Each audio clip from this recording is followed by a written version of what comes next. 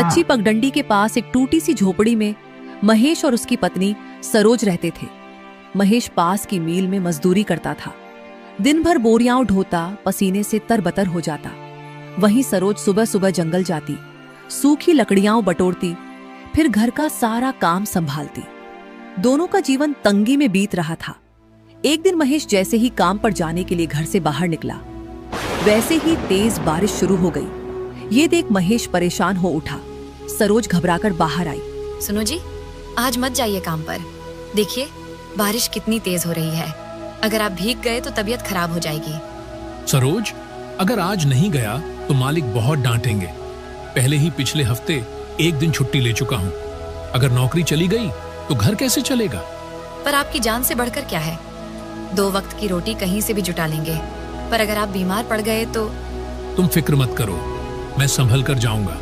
और देखो, दरवाजा अच्छे से बंद कर लेना।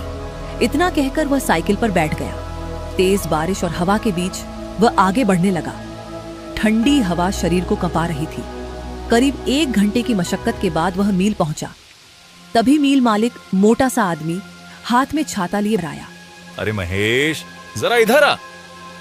महेश घबराकर उसके पास गया। ये बता, तू इतनी देर से क्यों आया है? बाकी मजदूर तो समय पर पहुंच गए। मालिक, रास्ते में बहुत कीचड़ था, बारिश भी बहुत तेज थी, इसलिए थोड़ी देर हो गई। देर हो गई? क्या बारिश सिर्फ तेरे घर पर हो रही थी? दूसरे लोग कैसे समय पर पहुंच गए? महेश चुप रहा। उसने सिर झुका लिया। माफ कर दीजिए मालिक, आगे से ऐसा नहीं होगा। ठीक है, पर ध्यान रखना, वरना तू जानता है कि तेरा क्या होगा। महेश ने सिर हिलाया और काम पर लग गया। पूरा दिन वह भीगे कपड़ों में ही बोरे उठाता रहा। एक एक बोरा मानो पत्थर जैसा भारी था। पीठ में दर्द हो रहा था, हाथ कांप रहे थे, पर वह रुका नहीं। शाम होते होते बारिश कुछ कम हुई, पर पूरी तरह बंद नहीं हुई थी। मालिक ने मजदूरों को एक एक कर मजदूरी देना शुरू किया। महेश की बारी आई। मालिक ने पैसे उसके हाथ में रख दिए। मालिक, इसमें तो 10 रुपए कम है। तेरी पूरी दिन की मजदूरी 50 रुपए है। तू आज लेट आया, इसलिए 10 रुपए काट लिए। नियम सबके लिए एक जैसा है। महेश के होंठ सूख गए। उसने चुपचाप पैसे जेब में रख लिए। शाम को वह फिर उसी तेज बारिश में साइकिल से घर की ओर चल पड़ा। जब वह घर पहुंचा तो सरोज दरवाजे पर खड़ी उसका इंतजार कर रही थी। हे राम, आप तो पूरे भीग गए। आइए अंदर, जल्दी कपड़े बदल लीजिए। महेश चुपचाप अंदर चला गया। आज मजदूरी मिली? महेश ने जेब से पैसे निकालकर उसके हाथ पर रख दिए। इसमें तो 10 रुपए कम है। हाँ, देर से पहुंचने की सजा है। ये सुन सरोज की आंखें भर आईं। बाहर बारिश अब भी हो रही थी। उस रात महेश के शरीर में कंपी शुरू हो चुकी थी। भीगे कपड़ों में दिन भर काम करने और शाम को फिर बारिश में लौटने का परिणाम अब सामने था। सरोज ने जैसे ही उसके माथे पर हाथ रखा, वह चौंक उठी। अरे, आपका माथा तो तप रहा है। मैंने कहा था ना, बारिश में मत जाइए। अब देखिए, हो गए ना बीमार। तुम इतनी चिंता क्यों करती हो सरोज? हल्का सा बुखार है, सुबह तक उतर जाएगा। सरोज ने जल्दी से गीले कपड़े से उसका माथा पोंछा। सुबह जैसे ही सूरज की हल्की किरणें झोपड़ी में आईं, सरोज उठी। सुनो जी, उठिए, मैं चाय बना दूं। लेकिन कोई जवाब नहीं आया। वह पास गई, माथे पर हाथ रखा तो उसका दिल बैठ गया। हे भगवान, बुखार तो और तेज हो गया है। सरोज ने बिना देर किए आंचल संभालती हुई गांव के वैद्य के घर की ओर दौड़ पड़ी। वैद्य जी, मेरे पति को बहुत तेज बुखार है। रात से हालत खराब है, आप चलकर देख लीजिए। चिंता मत करो बेटी, मैं अभी चलता हूँ। दोनों झोपड़ी में पहुंचे। वैद्य ने महेश की नब्ज देखी।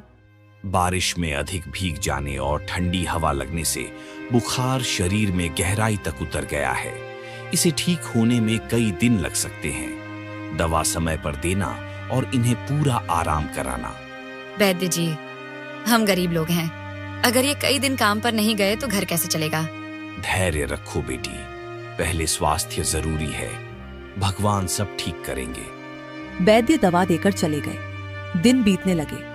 महेश कई दिनों तक चारपाई पर पड़ा रहा। सरोज सुबह जंगल से लकड़ी लाती, घर का काम करती, फिर किसी के खेत में काम मांगकर थोड़ा बहुत अनाज जुटाती। रात को वह महेश के सिरहाने बैठकर दवा देती। आप जल्दी ठीक हो जाइए। आपके इस तरह रहने से यह घर सूना लगता है। तुम अकेली इतना सब कैसे कर लेती हो सरोज? पति का साथ हो तो स्त्री सब कर लेती है। कुछ दिनों बाद बुखार उतरने लगा। एक सुबह उसने दृढ़ स्वर में कहा, सुनो सरोज, अब मेरी तबीयत ठीक हो गई है, मुझे काम पर जाना होगा। 1-2 दिन और आराम कर लीजिए, शरीर अब भी कमजोर है। नहीं सरोज, ज्यादा दिन आराम करना ठीक नहीं, मालिक पहले ही नाराज होंगे। अगर नौकरी चली गई तो। सरोज चुप हो गई। महेश मील पहुंचा। गोदाम में पहले जैसी चहल पहल थी। जैसे ही मालिक की नजर महेश पर पड़ी, उसका चेहरा तमतमा उठा। अरे महेश, तू यहाँ क्या करने आया है?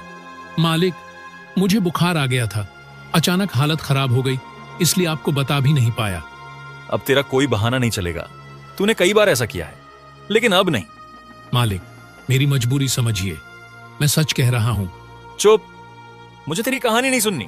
यहाँ लाइन में खड़े बहुत लोग हैं काम के लिए। जा, अब यहां से निकल जा और दोबारा मत आना। महेश के आंख में आंसू गए। उसने आखिरी बार गोदाम की ओर देखा, फिर वह निराश मन से लौट पड़ा। घर पहुंचते ही सरोज ने उसके चेहरे की मायूसी पढ़ ली। क्या हुआ? मालिक ने निकाल दिया, कहा दोबारा मत आना। हे भगवान, अब क्या होगा? शायद मेरी किस्मत ही ऐसी है सरोज, इतनी ईमानदारी से काम किया, फिर भी ये हो गया। नहीं, किस्मत को दोष मत दीजिए। जब तक हम साथ हैं, कोई भी मुश्किल बड़ी नहीं। मालिक द्वारा नौकरी से निकाल दिए जाने के बाद महेश का मन पूरी तरह टूट चुका था। फिर भी अगले ही दिन सुबह सुबह वह गांव में काम की तलाश में निकल पड़ा। रामदयाल भैया, अगर कोई काम हो तो बता दीजिए, कुछ दिन मजदूरी कर लूंगा। अभी तो हमारे अपने आदमी ही काफी हैं, अभी और लोगों की जरूरत नहीं। महेश धीमे से आगे बढ़ गया।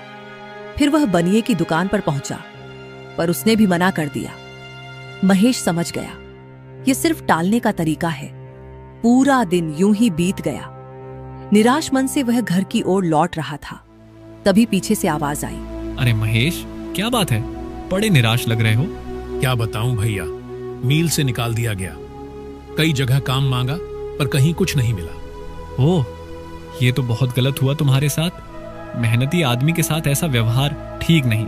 सुनो महेश, गांव के चौराहे पर जो ढाबा है सोमनाथ का, वहां एक आदमी की जरूरत है। कल ही मैंने उसे कहते सुना था। सच भैया? अगर ऐसा है तो शायद मेरी किस्मत बदल जाए। जाओ, कोशिश करो। मेहनत करने वालों का रास्ता भगवान खुद बना देते हैं। धन्यवाद भैया, शायद आपकी वजह से आज घर में चूल्हा जल पाए। महेश तुरंत चौराहे की ओर बढ़ गया। चौराहा हमेशा चहल पहल से भरा रहता था। सुनिए भैया, मैंने सुना है कि यहाँ काम के लिए एक आदमी की जरूरत है। हाँ, जरूरत तो है, पर काम आसान नहीं है। मेहनत करनी होगी और साफ सफाई का खास ध्यान रखना होगा। आप चिंता मत कीजिए भैया, मैं जी जान लगाकर काम करूंगा। मुझे बस एक मौका चाहिए। ठीक है, कल से काम पर आ जाना। धन्यवाद भैया, मैं समय से पहले पहुंच जाऊंगा। महेश खुशी खुशी घर लौटा। क्या हुआ जी, कहीं काम मिला? हाँ सरोज, चौराहे के ढाबे पर काम मिल गया, कल से जाना है। हे भगवान, तेरा लाख लाख शुक्र है। चलो हाथ मुंह धो लीजिए, खाना तैयार है। अगली सुबह महेश बिना देर किए ढाबे पर पहुंच गया। सोमनाथ पहले से मौजूद था। अरे आ गए महेश, अच्छा है, समय के पाबंद लगते हो। सुनो, तुम्हारा काम है ग्राहकों को ठीक से खाना खिलाना, मेजों की सफाई करना और बर्तनों को चमका कर रखना। पर ध्यान रहे, किसी भी ग्राहक की कोई शिकायत नहीं होनी चाहिए। आप बेफिक्र रहिए मालिक, मैं पूरी लगन से काम करूंगा। दिन भर महेश इधर उधर दौड़ता रहा। मेज साफ की, पानी परोसा, रोटियां पहुंचाई और बाद में बर्तन मांजे। शाम तक उसका शरीर थककर चूर हो गया था। रात को सोमनाथ ने मजदूरी के साथ कुछ बचा हुआ खाना भी दे दिया। ले जाओ, घर पर काम आएगा। घर पहुंचते ही सरोज ने दरवाजा खोला। आ गए जी, कैसा रहा पहला दिन? काम थोड़ा ज्यादा था, पर मन को सुकून है। अब लगता है फिर से कुछ कर पाऊंगा। देखो, आज कुछ सब्जी भी लाया हूं। सरोज की आंखों में खुशी झलक उठी। दोनों बैठकर साथ खाना खाने लगे। अगली सुबह महेश फिर समय से पहले ढाबे पर पहुंचा। अब वह पूरे मन से काम में जुट गया। तभी सोमनाथ ने उसे पास बुलाया। सुनो महेश, मुझे थोड़ी देर के लिए घर जाना है। तुम ग्राहकों का ठीक से ध्यान रखना। मैं कुछ ही देर में लौट आऊंगा। ठीक है मालिक, आप निश्चिंत होकर जाइए, सब संभाल लूंगा। सोमनाथ चला गया। अब पूरे ढाबे की जिम्मेदारी महेश पर थी। वह तेजी से काम में लग गया। कुछ देर बाद एक पतला दुबला कमजोर सा आदमी ढाबे के पास आकर खड़ा हो गया। सुनो भैया, कल से कुछ नहीं खाया है, अगर हो सके तो थोड़ा सा खाना दे दीजिए, भगवान आपका भला करेगा। महेश ठिठक गया। सुनो भाई, ये ढाबा मेरा नहीं है, मैं भी यहाँ नौकर हूँ, मैं यूं ही खाना नहीं दे सकता। आदमी की आंखों में आंसू आ गए। ऐसा मत कहिए भैया, 2 निवाले से आपके यहाँ क्या कमी आ जाएगी? भूख बहुत तेज लगी है, दया कीजिए। 1 प्लेट खाने से क्या ही फर्क पड़ेगा? भूखे को खिलाना तो पुण्य का काम है। ठीक है भाई, आप बैठ जाइए, मैं आपके लिए खाना लाता हूँ। महेश ने एक प्लेट में रोटी और सब्जी परोसी और उसके सामने रख दी। वह आदमी ऐसे खाने लगा जैसे कई दिनों से भूखा हो। भैया, अगर थोड़ा और मिल जाए तो। ठीक है, अभी लाता हूँ। उसने आधी प्लेट और दे दी। आदमी ने पेट भरकर खाना खाया। भगवान आपका भला करे। महेश के मन में संतोष था। उसी समय सोमनाथ लौट आया। उसने आते ही एक नजर ढाबे पर डाली। उसे अंदाजा हो गया कि आज खाना कुछ ज्यादा खर्च हुआ होगा। कुछ देर बाद बाकी ग्राहक पैसे देकर चले गए। सोमनाथ बैठकर हिसाब लगाने लगा। अचानक उसका चेहरा सख्त हो गया। सुनो महेश, यहाँ 2 प्लेट खाने के पैसे कम हैं, ये कैसे हुआ? मालिक, अभी एक भूखा और कमजोर आदमी आया था, वह बहुत विनती कर रहा था, मैंने उसे 1 प्लेट खाना दे दिया। ये सुनते ही सोमनाथ का चेहरा लाल हो गया। अबे, तूने ये ढाबा अपने बाप का समझ रखा है क्या, जो मुफ्त में खाना बांट रहा है? मालिक, मैंने पहले मना किया था, पर वह बहुत गिड़गिड़ाने लगा, मुझसे देखा नहीं गया। चुप, तुझे पता है तूने कितना नुकसान किया है? तेरी 2 दिन की मजदूरी भी उतनी नहीं है। गुस्सा मत कीजिए मालिक, आप वो पैसे मेरी मजदूरी से काट लीजिए। ओह, बड़ा दानवीर समझता है अपने आप को। एक तो मुफ्त में खाना खिला दिया, ऊपर से मुझसे जुबान लड़ाता है। तभी सोमनाथ ने पास रखा डंडा उठा लिया। अभी बताता हूँ तुझे नियम तोड़ने का अंजाम। वह महेश को पीटने लगा। महेश ने न विरोध किया, न हाथ उठाया, बस चुपचाप मार सहता रहा। ढाबे के पास से गुजरते लोग रुककर तमाशा देखने लगे, पर किसी ने आगे बढ़कर उसे बचाने की कोशिश नहीं की।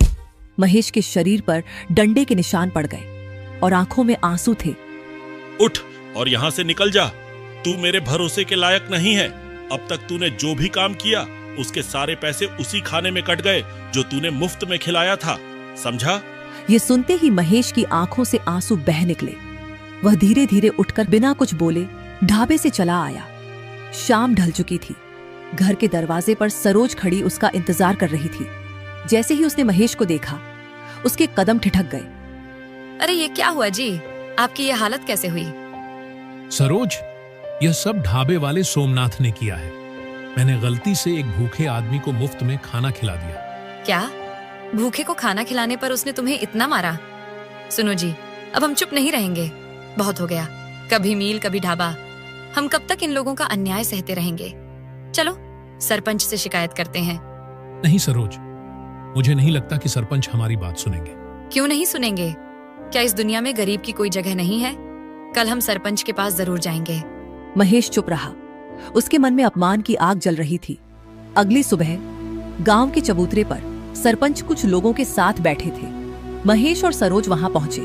सुनिए सरपंच जी, कल सोमनाथ ने एक गरीब आदमी को खाना खिलाने के बदले मेरे पति को बहुत पीटा। आप बताइए, किसी भूखे को खाना खिलाने पर इस तरह मारना ठीक है क्या? सरपंच ने गंभीरता से सुना, फिर बोले, देखो सरोज, सोमनाथ ने पीट कर गलती की है, पर महेश को भी ऐसा नहीं करना चाहिए था। ढाबा उसका है, बिना उसकी इजाजत किसी को मुफ्त में खाना देना सही नहीं। पर सरपंच जी, मैंने क्या गलत किया? एक आदमी भूखा था, अगर उसे खाना दे दिया तो ढाबे में क्या कमी आ गई? तुम्हारी भावना गलत नहीं है महेश, लेकिन नियम भी तो होते हैं। ढाबा सोमनाथ का है, तुम्हारा नहीं। ये क्या सरपंच जी, आप भी उसी की बात को सही मान रहे हैं? क्या हम जैसे लोगों का इस दुनिया में कोई अस्तित्व नहीं? अगर आपने कुछ नहीं किया तो हम इसका फैसला कहीं और से करवाएंगे, ये आप जान लीजिए। ठीक है महेश, मैं सोमनाथ से बात करूंगा, उससे पूछूंगा कि उसने मारपीट क्यों की। महेश और सरोज वहां से लौट आए। घर आकर दोनों चिंतित बैठे थे। देखो जी, हमारा सरपंच भी उसी की तरफदारी कर रहा है जिसने हमारे साथ इतना गलत किया। इतनी मुश्किल से एक काम मिला था, पर उस दुष्ट सोमनाथ ने मार मार कर यह हाल कर दिया। सरोज, सोमनाथ पैसे वाला है, इसलिए सरपंच भी उसका साथ दे रहा है, लेकिन अब मैं चुप नहीं बैठूंगा। अपने अपमान का जवाब लेकर रहूंगा, चाहे जो हो जाए। आप क्या करने वाले हो जी? कोई गलत कदम मत उठाइए। महेश ने कोई उत्तर नहीं दिया। वह उठकर बाहर चला गया। सरोज दरवाजे पर खड़ी उसे जाते हुए देखती रही। कहीं यह गुस्सा उन्हें किसी अनहोनी की ओर न ले जाए। उधर सरपंच सीधे सोमनाथ के ढाबे पर पहुंचे। सोमनाथ ने जैसे ही उन्हें आते देखा, तुरंत हाथ जोड़कर आगे बढ़ा। आइए सरपंच जी, आपका स्वागत है। बताइए कैसे आना हुआ? सोमनाथ, तूने महेश के साथ ऐसा व्यवहार क्यों किया? वह तेरे यहाँ काम करता था। उसने बस एक गरीब को खाना खिला दिया, बदले में तूने उसे बुरी तरह पीट दिया। सरपंच जी, आप ही बताइए, मेरे ढाबे पर रोज कितने लोग आकर मुफ्त में खाने की बात करते हैं। अगर मैं सबको खिलाने लगूं तो मैं खुद कंगाल हो जाऊंगा। मैंने यहाँ कोई लंगर नहीं लगाया है जो हर किसी को मुफ्त में खिलाता रहूं। देख सोमनाथ, समझाने का भी एक तरीका होता है। महेश को तू आराम से समझा सकता था। मारपीट करने की क्या जरूरत थी? गांव वाले सवाल उठाएंगे तो जवाब मुझे देना पड़ेगा। अब आगे किसी के साथ ऐसा किया तो मैं बर्दाश्त नहीं करूंगा। सोमनाथ थोड़ा नरम पड़ा। ठीक है सरपंच जी, आगे से ध्यान रखूंगा। यह कहकर सरपंच वहां से लौट गए। उधर महेश अकेला जंगल की ओर चला गया था। पेड़ों के बीच अंधेरा घिरने लगा था। महेश के मन में उथल पुथल मची थी। हे भगवान, तूने मुझे इतना गरीब क्यों बनाया? क्या गरीब होना ही सबसे बड़ा अपराध है? लेकिन अब जो भी हो, मुझे सब कुछ बदलना होगा। या तो मैं मर जाऊंगा या हालात बदल दूंगा। इधर घर पर सरोज अकेली बैठी प्रतीक्षा कर रही थी। हे भगवान, ना जाने ये कहाँ चले गए, कुछ बताया भी नहीं। उनकी रक्षा करना प्रभु। जंगल में चलते चलते महेश ने देखा, एक पेड़ के नीचे एक पक्षी घायल अवस्था में पड़ा है। महेश तुरंत उसके पास गया। अरे बेचारा, किसने तुझे इस हालत में छोड़ दिया? उसने अपने अंगोछे से उसके घाव साफ किए। पास की झील से पानी लाकर उसकी चोंच में डाला। कुछ ही क्षणों में एक अद्भुत घटना घटी। वह पक्षी धीरे धीरे एक वृद्ध बाबा के रूप में परिवर्तित हो गया। अरे बाबा, आप ये सब क्या है? बेटा, एक श्राप के कारण मैं इस रूप में भटक रहा था, पर तेरी दया ने मुझे मुक्त कर दिया। पर तू बता, इस अंधेरी रात में जंगल में क्या कर रहा है? महेश ने बाबा को अपने साथ हुई सारी घटना बता दी। मील की नौकरी, ढाबे की मार, अपमान और निराशा। बेटा, ये संसार ऐसा ही है। यहाँ गरीब का अपमान अक्सर होता है। पर तू क्या चाहता है? तेरे मन की सच्ची इच्छा क्या है? बाबा, मैं कुछ ऐसा करना चाहता हूँ जहाँ गरीब की इज्जत हो, जहाँ कोई भूखा न रहे। मैं खुद उस दर्द से गुजरा हूँ। मैं नहीं चाहता कि कोई और अपमान सहे। महेश, तेरे मन में सच्चाई है। आज के समय में ऐसे लोग बहुत कम होते हैं जो दूसरों के लिए सोचें। यह कहकर बाबा ने अपनी पोटली से एक माला निकाली। यह एक जादुई माला है। इससे जो भी तू मांगेगा वह तुझे मिल जाएगा। पर ध्यान रहे, यदि तू लालच में आकर कुछ गलत मांग बैठा तो इसका परिणाम भी वैसा ही होगा। महेश ने माला दोनों हाथों में ली। मैं वचन देता हूँ बाबा, इसका उपयोग केवल अच्छे काम के लिए करूंगा। तेरा समय बदलेगा बेटा, पर याद रख, सबसे बड़ी शक्ति दया और संयम है। इतना कहकर बाबा धीरे धीरे प्रकाश में विलीन हो गए। महेश ने माला को सीने से लगाया और घर की ओर चल पड़ा। उधर दरवाजे पर खड़ी सरोज की आंखें रास्ते पर टिकी थीं। तभी दूर से महेश आता दिखाई दिया। सरोज दौड़कर उसके पास पहुंची। सुनो जी, आप कहाँ थे? मैं कब से आपका इंतजार कर रही थी। सरोज, अंदर चलो, सब बताता हूँ। दोनों झोपड़ी के भीतर आए। सरोज, आज जंगल में मेरे साथ एक अद्भुत घटना हुई। महेश ने जंगल में हुई सारी बात विस्तार से बता दी। क्या सच में हम जो भी इससे मांगेंगे वह बनकर तैयार हो जाएगा? हाँ, बाबा ने ऐसा ही कहा था, लेकिन उन्होंने चेतावनी भी दी थी, लालच नहीं करना। तो चलो इसे परख कर देख लेते हैं। महेश ने माला हाथ में ली, आंखें बंद की। हे जादुई माला, हमारे लिए एक थाली स्वादिष्ट भोजन तैयार कर दो। जैसे ही उसने कहा, उनके सामने एक खाली थाली में गर्म गर्म रोटियां, सुगंधित सब्जी प्रकट हो गया। अरे, ये तो सच में इच्छा पूर्ति करने वाली माला है। अब देखना सरोज, मैं वही करूंगा जिसका मैंने सपना देखा है। अगले ही दिन महेश ने गांव के पास पड़ी एक खाली दुकान साफ की। माला की सहायता से उसने बर्तन, मेजे और खाना बनाने का सामान जुटा लिया। अब देखना कैसे हमारे दिन बदलते हैं। हाँ, पर याद रखना, हमारा उद्देश्य सिर्फ कमाई नहीं, सेवा भी है। कुछ ही देर में एक बूढ़ी औरत लाठी टेकती हुई आई। बेटा, कई दिनों से कुछ नहीं खाया, थोड़ा सा खाने को मिल जाता तो शरीर को सहारा मिल जाता। क्यों नहीं माँ जी, ये सब आप लोगों के लिए ही तो है। बैठिए, मैं अभी भोजन लगाता हूँ। उसने माला से स्वादिष्ट भोजन तैयार किया और थाली में परोस दिया। बूढ़ी अम्मा ने पेट भरकर खाया।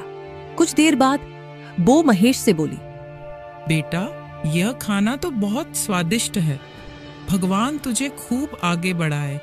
महेश और सरोज के चेहरे पर संतोष झलक उठा। तभी 2 आदमी दुकान पर आए। भाई, 2 प्लेट खाना लगा देना। महेश ने उन्हें भी भोजन परोसा। खाना खाने के बाद वे बोले, बताइए भैया, कितने रुपए हुए? 2 प्लेट के 20 रुपए हुए। क्या इतने कम पैसों में इतना स्वादिष्ट खाना? ये सब भगवान की कृपा और आप लोगों का आशीर्वाद है। दोनों ग्राहक संतुष्ट होकर चले गए। धीरे धीरे महेश की दुकान की चर्चा पूरे गांव में फैलने लगी। उधर सोमनाथ के ढाबे पर भीड़ कम होने लगी।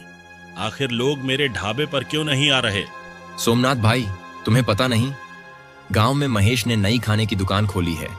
लोग वहीं जा रहे हैं। उसका खाना बहुत स्वादिष्ट है। क्या उस भिखारी ने दुकान खोल ली? अभी कुछ दिन पहले तो मेरे यहाँ नौकरी मांग रहा था। अचानक यह सब कैसे? पता नहीं, पर आजकल उसकी खूब बिक्री हो रही है।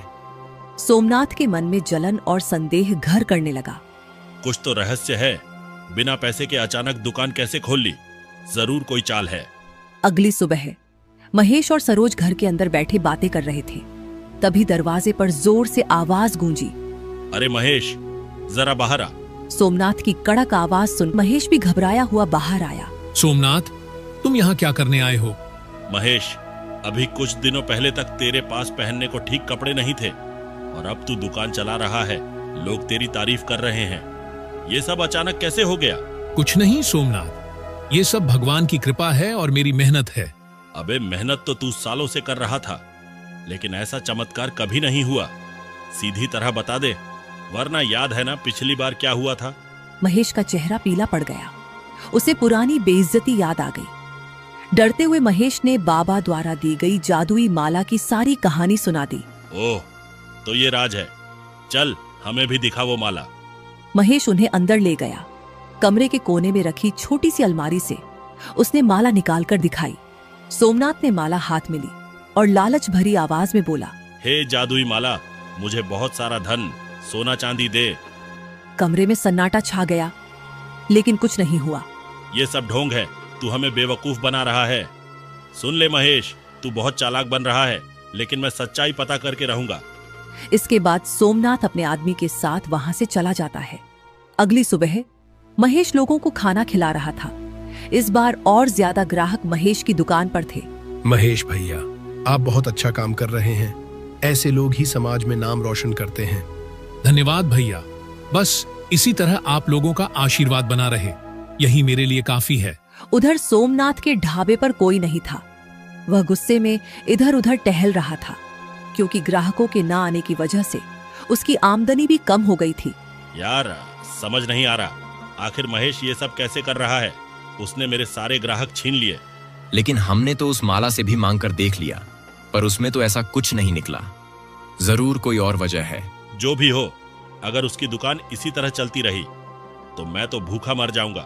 तभी हेमनाथ का आदमी सोमनाथ के कान में कुछ बताता है। हाँ, यही सही रहेगा। अब देखता हूँ यह कैसे आगे बढ़ता है। अगले दिन महेश अकेला ढाबे पर लोगों को खाना खिला रहा था। तभी सोमनाथ और उसका आदमी चुपके से महेश की दुकान के पास आते हैं। चलो, जल्दी वह जहर खाने में मिला दो। सोमनाथ जैसे ही खाने में जहर मिलता है, तभी पीछे से सरोज सरपंच के साथ वहां आ जाती है। रुक जा सोमनाथ, मैंने तुझसे कितनी बार कहा था कि गलत रास्ता छोड़ दे, लेकिन तू नहीं माना। मुझे माफ कर दो सरपंच जी, जलन के कारण मैंने यह सब किया। महेश की तरक्की देखी नहीं गई मुझसे। नहीं, अब बहुत